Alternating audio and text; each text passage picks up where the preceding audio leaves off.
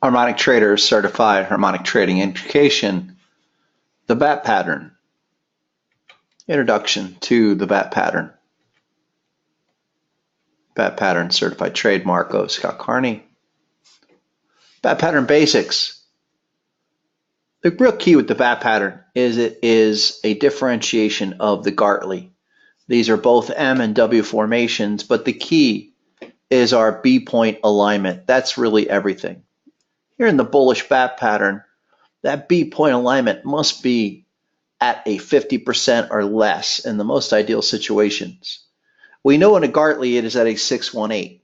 Now some of the other measurements we consider, such as the ABCD and also the XA retracement, these are different than the Gartley. In the Bat Pattern, that ABCD is going to be extended, typically a 1.27 or 1618. And also we're looking at that 886 XA retracement. This is a relatively new harmonic measure in the last many years that is an incredible harmonic level of support and resistance. Again, we look for the primary X to A retracement to converge down at this D point, and that's an 88.6% pullback from X to A. Now we look at the measurements that come together. Essentially, we're looking at this M formation that retests a very clear established low point. Now this M formation is denoted by the A point, followed by your 50% at the B point. That midpoint 50% level is the giveaway, followed by a C point that does not exceed A. That is one of the mandatory rules for the M formation. These points set up the measurements to define our potential reversal zone. Now, on this 60-minute chart of the British pound versus the Swiss franc, look at how all of these measures came together. The 886 XA, that's the most important number in the setup, as well as the alternate 1618 ABCD. Notice that's extended. Here's A to B. Then the C to D leg is a 1.618 extension, complemented with this 1.618 BC measurement as well. Those three numbers come together right here on the 152 level. Now the market reversed just under that area, but clearly that's where we're focused on. Now the bullish bat potential reversal zone looks like this. Typically we're going to have a minimum ABCD pattern, some kind of equivalent structure, but again, that's usually going to be an alternate formation that best complements where the 886 completes. And then the other 1618 to as much as a 2618 BC extension. Again, what number lines up that has the best measurement? Now, we typically put our stop loss well below the 1.0 level, but we look at the PRZ, okay? So we expect a deeper retracement. Here's the 886. It exceeds the 886 nominally, but the other measures were converging closely in that area, especially this 1618 BC extension. We got to get the ballpark right. The 886 level in the bat is your minimum level, where that tells you to focus on that key point. The bearish bat pattern, again, this is a W formation where the B point is less than a 618, typically at least a 50 or as low as a 382. Now we start with some very distinct high point with the X, go down to A, up to B, followed by C, where C cannot take out A. Again, that's one of the W rules, mandatory rules. That all sets up our big 886 XA retracement at the D point here.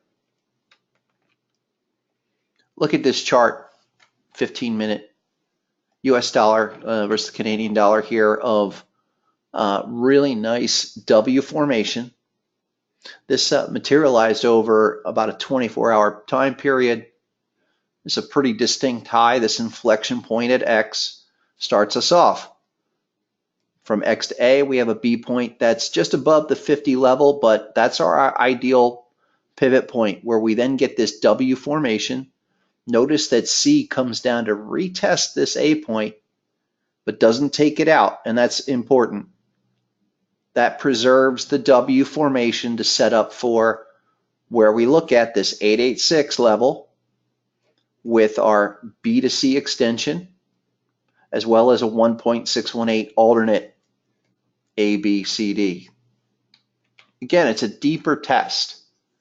The bearish bat potential reversal zone will look like something like this, where the 886, that's going to be the top end number in most cases. And we want to look at the opportunity as soon as that 886 is hit. Put your stop loss well above the 1.0.